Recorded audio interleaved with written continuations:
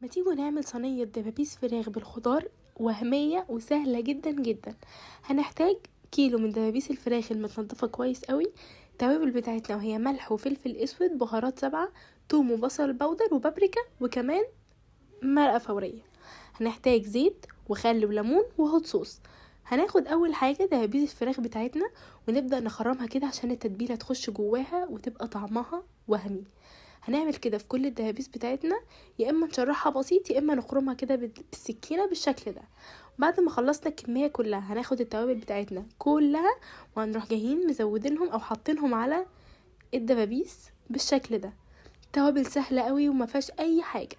هناخد الهوت صوص بالشكل ده ونحطه، وهنحط كمان الزيت بالشكل ده، وكمان هنحط الخل، وهنحط الخل اهو. بعدها هنحط على طول الليمون. تتبيله سهله قوي ما فيهاش اي حاجه خالص. هنبدا نقلب الكلام ده كله كويس قوي قوي قوي مع بعضه لحد ما نتاكد ان كل دبوسه شربت من التتبيله. بجد حكايه، وتتبيله كانت ريحتها فظيعه.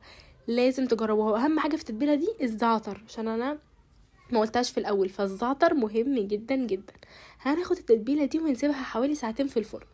على ما تتساب بقى ساعتين في الفرن، تعالوا نجيب الخضار بتاعنا وهو بصل وفلفل الوان. هنحتاج فلفل احمر واصفر واخضر وشويه توم وكمان بطاطس. طبعا تقدري تزودي الخضار اللي انت بتحبيه كله.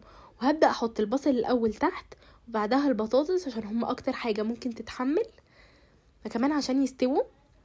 هنحط بقى كل الكلام ده فوق بعضه ونرصهم بشكل جميل. بجد الالوان بتاعتها خطيره. انا كنت حابه شكلها قبل ما تدخل الفرن، كنت معجبه بيها قوي. فلازم تجربوا الوصفه دي بجد فظيعه. بعد ما حطينا الفلفل الاخضر والفلفل الاصفر وكمان الفلفل الاحمر، هنحط التوم بقى كده، شرايح توم بس بسيطه. وهنبدا نرص الدبابيس بتاعتنا بالشكل ده.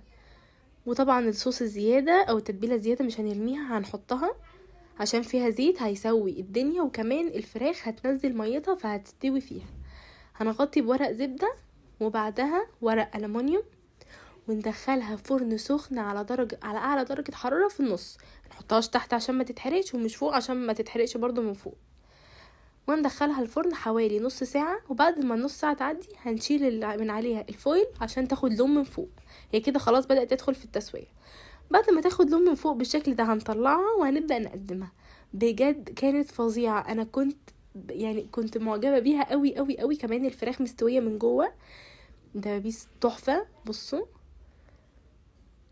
اللحمة كانت دايبة بسبب ان التتبيلة جوه الفرخة مش بره بس.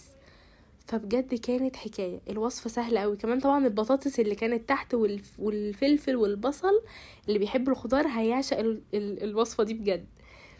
لازم تجربوها. طبعا الوصفة دي من غير بيبسي ما تنفعش، فكان لازم نحطه. هستناكم تجربوا الوصفة دي وتقولولي. باي باي.